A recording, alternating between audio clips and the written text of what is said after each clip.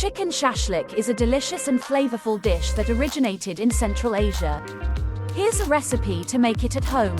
Ingredients: 500 grams boneless chicken, cut into small cubes, 1 green bell pepper, cut into small cubes, 1 red bell pepper, cut into small cubes, 1 onion, cut into small cubes, 2 tablespoons vegetable oil, 2 tablespoons soy sauce, 2 tablespoons ketchup, 1 tablespoon vinegar, 1 teaspoon garlic powder, 1 teaspoon onion powder, 1 teaspoon paprika, salt and black pepper to taste. Instructions: in a large mixing bowl, whisk together the vegetable oil, soy sauce, ketchup, vinegar, garlic powder, onion powder, paprika, salt, and black pepper. Add the chicken to the bowl and toss to coat it in the marinade. Cover the bowl with plastic wrap and refrigerate for at least 30 minutes. Preheat the grill or broiler to medium-high heat.